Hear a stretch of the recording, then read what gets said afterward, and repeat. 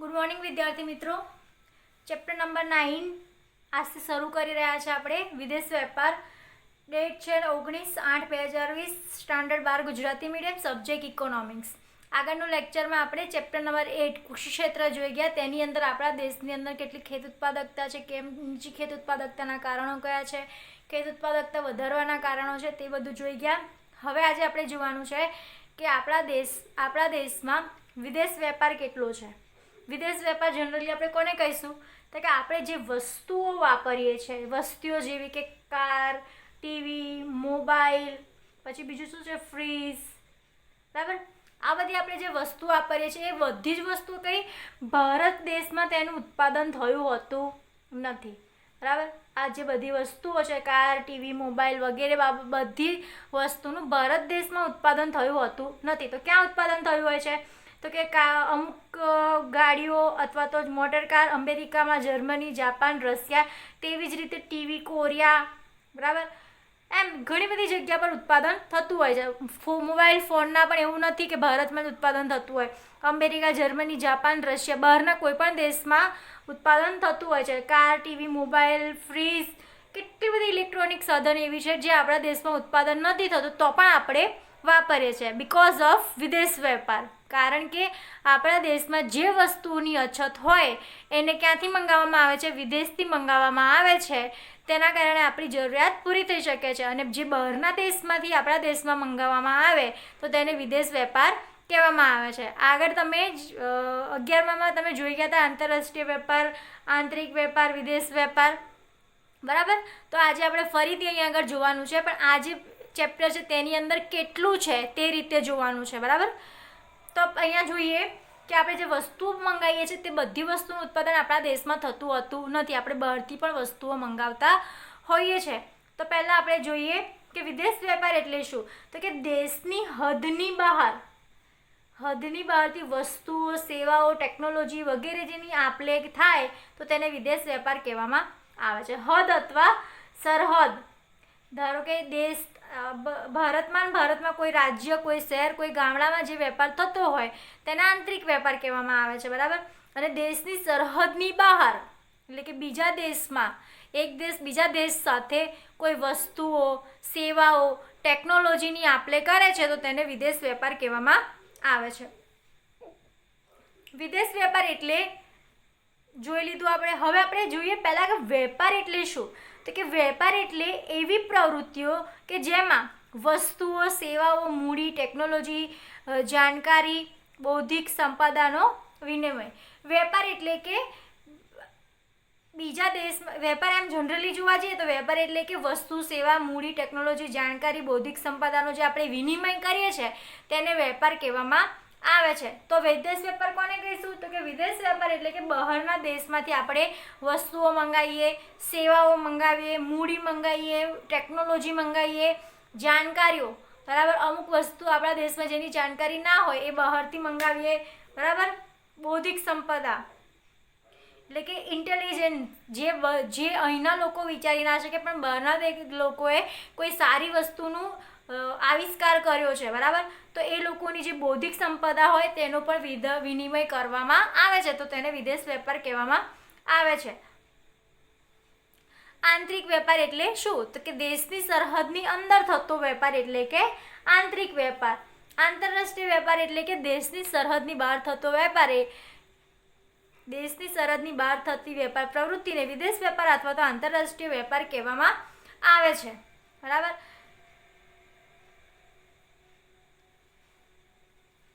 વિદેશ વેપારનું જો તમારે અત્યારે લેટેસ્ટ ઉદાહરણ જોવું હોય તો કે આપણા દેશની અંદર વિદેશ વેપાર કેમ કરવામાં આવે છે કે જે વસ્તુનું ઉત્પાદન, જે વસ્તુની અછત આપણા દેશમાં હોય તેને બહારના દેશમાંથી મંગાવીને અછત પૂરી કરવામાં આવે છે.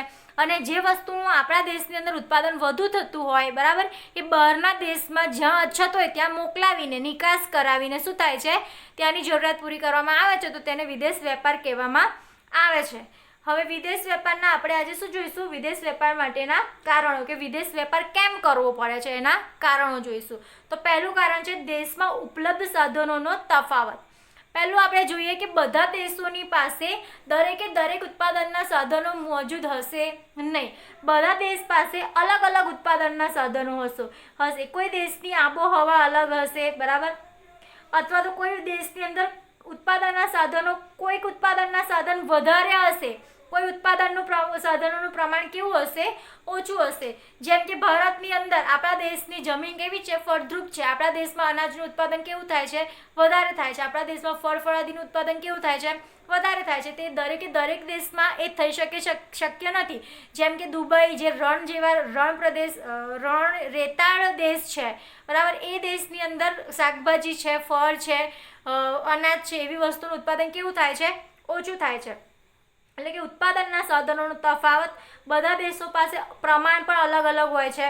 અને જ્યાં અછત હોય છે ત્યાં આગળ આયાત કરવામાં આવે છે, અને જ્યાં છત હોય છે ત્યાં નિકાસ કરવામાં આવે છે. ભારતની અંદર આપણે આગળ ઉદાહરણ જોઈએ તો કે ભારતની અંદર પેટ્રોલિયમનું ઉત્પાદન કેટલું થાય છે, તો કે પેટ્રોલિયમનું ઉત્પાદન આપણા ભારત દેશમાં થાય છે, પણ કેટલું, તો કે જરૂરિયાત પૂરતું. જરૂરિયાતથી વધારે ઉત્પાદન થતું નથી. તો એ જરૂરિયાત પૂરી કરવા માટે આપણને એવું ક્યાંથી મંગાવવામાં આવે છે, તો કે ઓપેક્સ દેશમાંથી પેટ્રોલિયમની શું કરવામાં આવે છે, આયાત કરવામાં આવે છે. કેમ? આપણા દેશની અંદર જેમ કે દુબઈ છે, એવા કંઈ ગલ્ફ કન્ટ્રી છે જ્યાં આગળ પેટ્રોલનું ઉત્પાદન વધુ થતું હોય છે, જ્યાં એમના પાસે જરૂરિયાત કરતાં પણ વધુ પેટ્રોલનું ઉત્પાદન થયું છે, જે આપણા દેશને પૂરું પાડે છે. એટલે કે આપણા દેશની જે જરૂરિયાત છે તે પણ પૂરું થઈ જાય છે, અને સામેવાળાના નાણાંની જરૂરિયાત છે તે પણ પૂરી થઈ જાય છે. તો તેને વિદેશ વેપાર કહેવામાં આવે છે. તો પહેલું કારણ એ છે કે દેશની અંદર ઉપલબ્ધ સાધનોનો તફાવત. જેમ કે આપણે અહીંયા ઉદાહરણ લઈએ, આપણે ત્યાં પેટ્રોલની અછત છે, ઉત્પાદનના સાધનોનો અભાવ છે, બરાબર. પેટ્રોલ ઉત્પાદન કરવાના સાધનનો તફાવત અહીંયા આગળ ઓછું છે, જ્યારે બહારના દેશો પાસે તે સાધન વધુ છે, બરાબર. તો એટલા પોઈન્ટ યાદ રાખવાના કે બધા દેશ પાસે અલગ અલગ ઉત્પાદન સાધનો, બધા પાસે સરખા સાધનો હોતા નથી. કોકની આબોહવા જુદી હોય છે, કોકનું વાતાવરણ જુદું હોય છે, બરાબર. તો પ્રમાણ અલગ અલગ, તો કે કોઈની પાસે ઉત્પાદનના સાધનો વધુ હોય છે, કોકની પાસે ઉત્પાદનના સાધનો કેવા હોય છે, ઓછા હોય છે. અને જ્યાં ઉત્પાદનના સાધનોની અછત હોય ત્યાં આયાત કરવામાં આવે છે, અને જ્યાં વધારે હોય ત્યાંથી નિકાસ કરવામાં આવે છે, બરાબર.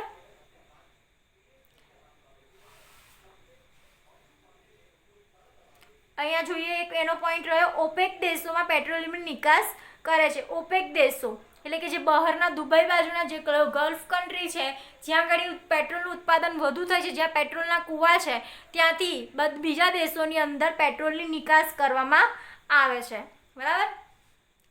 હવે આપણે જોઈએ બીજું, વિદેશ વેપારના કારણમાં બીજું કારણ ઉત્પાદન ખર્ચ. તો કે સાધનો અને સંશોધનની ઉપલબ્ધિ જુદી જુદી હોવાના કારણે વસ્તુ અને સેવાનું ઉત્પાદન ખર્ચ પણ વધુ થાય છે. જેમ કે ભારત દેશની અંદર આપણે અહીંયા આગળ પેટ્રોલનું ઉદાહરણ જોયું, તો અહીંયા ફરી પેટ્રોલનું જોઈએ કે ભારત દેશની અંદર પેટ્રોલ ના ઉત્પાદન ખર્ચ વધુ આવે છે, બરાબર. કેવું આવે છે? ઉત્પાદન ખર્ચ વધુ આવે છે. જ્યારે આપણે દુબઈથી અથવા તો ઓપેક્સ દેશોમાંથી જ્યારે પેટ્રોલ મંગાવીએ છીએ તો તેનો આપણો આયાતનો ખર્ચો કેવો આવે છે? ઓછો આવે છે. તો એ સ્વાભાવિક જ વસ્તુ છે કે ઉત્પાદન ખર્ચ કરવો વધુ, એના કરતાં આપણે આયાતનો દરનો ખર્ચ કરીને પેટ્રોલ મંગાવી લેવું જોઈએ. એટલા માટે અહીંયા કીધું છે કે સાધનો અને સંશોધનોની ઉપલબ્ધિ જુદી હોવાના કારણે વસ્તુ અને સેવાઓનું ઉત્પાદન ખર્ચ વધુ આવે છે. અને જો ઉત્પાદન ખર્ચ વધુ હોય તો તેની સામે આયાત જો સસ્તી પડતી હોય, બરાબર, તો આયાત જ કરી લેવું આગળ પડે. અને જો ઉત્પાદન ખર્ચ નીચો હોય તો તેની નિકાસ કરવામાં આવે. જેમ કે આપણા દેશની અંદર કેસર કેરી છે, બરાબર, એવી કેટલી બધી વસ્તુઓ છે જ્યાં આપણા દેશની અંદર સસ્તી પડે છે, બરાબર.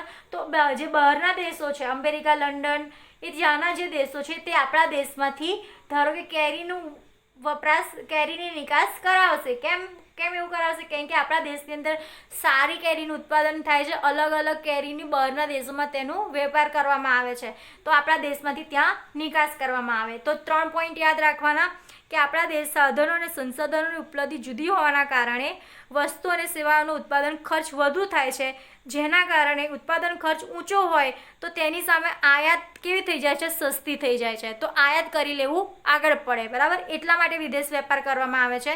જો ઉત્પાદન ખર્ચ નીચો હોય તો તેની નિકાસ કરવામાં આવે છે, બરાબર. તો એટલે બી વિદેશ વેપાર થયો કહેવાય. એટલે એક એનું બીજું કારણ છે ઉત્પાદન ખર્ચ. ત્રીજું કારણ આપણે જોઈએ ટેકનોલોજીકલ પ્રગતિ.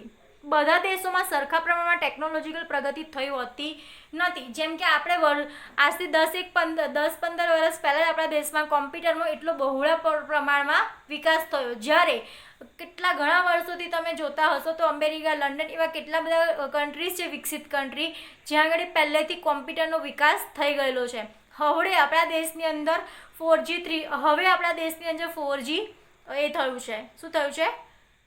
માર્કેટમાં આવ્યું છે. જ્યારે બીજા કેટલી મોટી મોટી કન્ટ્રીઓ છે જ્યાં આગળ 5G, 6G, 7Gનું પણ હજુ આવી ગયું છે, જ્યાં આપણા દેશમાં આવ્યું નથી. તો કે બીજા દેશોની અંદર જ્યાં ટેકનોલોજી પ્રગતિ કરી રહી છે, બરાબર, તો એ દેશમાંથી એ ટેકનોલોજી આપણા દેશમાં મંગાવવામાં આવે છે અને તેનો વિદેશ વેપાર કર્યો કહેવાય. જેમ કે અમુક દેશોમાં અમુક પ્રકારની ટેકનોલોજી માટે માહેર હોય છે.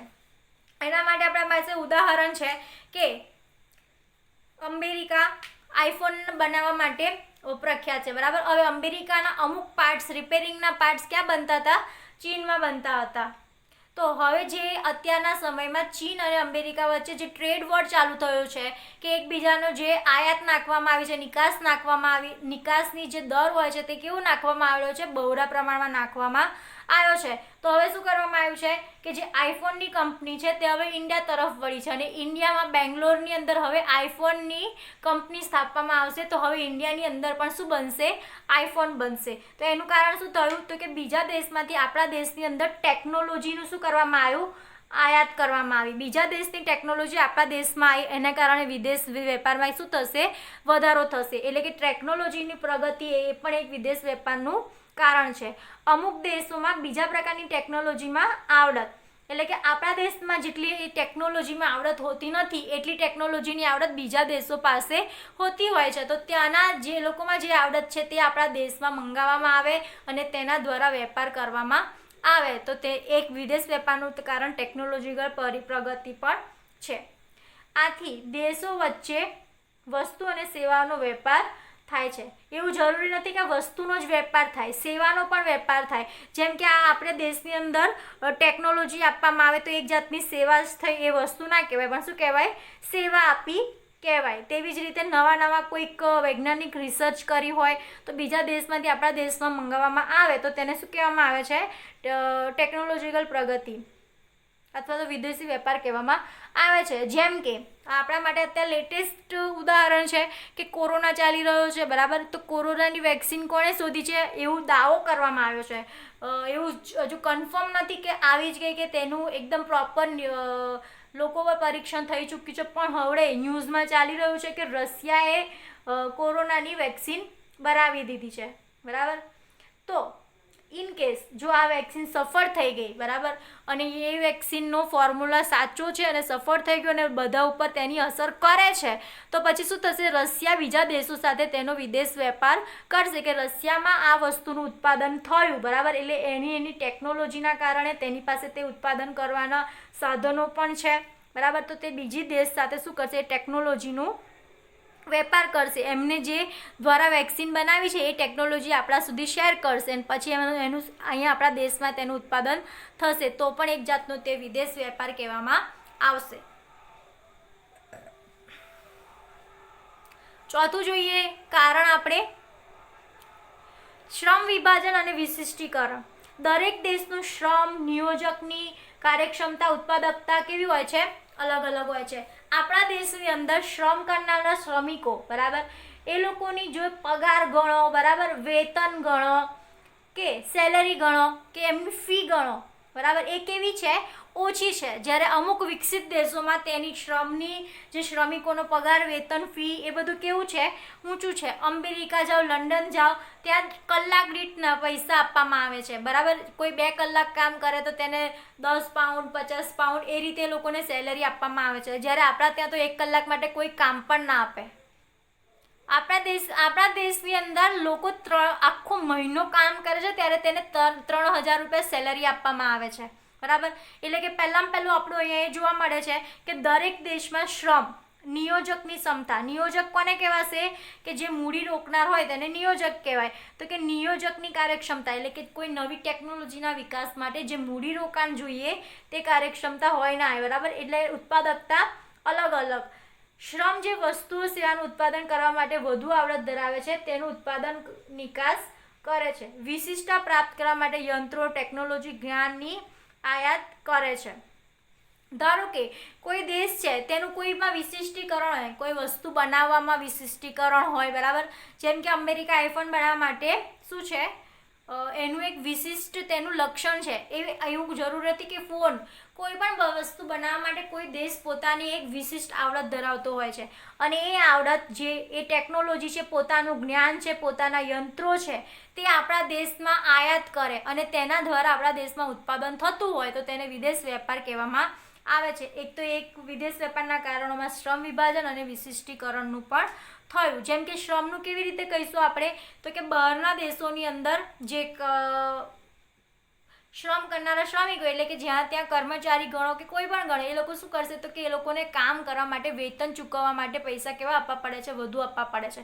તો આપણા દેશમાંથી એવા માણસોની પણ આયાત કરવામાં આવે છે કે તે ત્યાં જઈને ઓછા પૈસે કામ કરે અને એ લોકોને પોસાય છે. ધારો કે અહીં આગળ રોજના એને 100 મળતા હોય અને અમેરિકામાં જઈને તેને રોજના 2,000 મળતા હોય અને જે અમેરિકાનો પ્રોપર માણસ હશે તે રોજના 5,000 માંગતો હોય તો અમેરિકાનો જે હશે માલિક એને તો 3,000નો ફાયદો જ થવાનો છે અને જે ઇન્ડિયાથી ગયેલો શ્રમિક છે તેને રોજના 1,000 મળતા હતા તેની સામે એને 2,000 રૂપિયા મળે છે. એટલે કે શું થયું તો કે આ લોકોને બી ફાયદો થયો, એનો પણ ફાયદો થયો છે, બરાબર.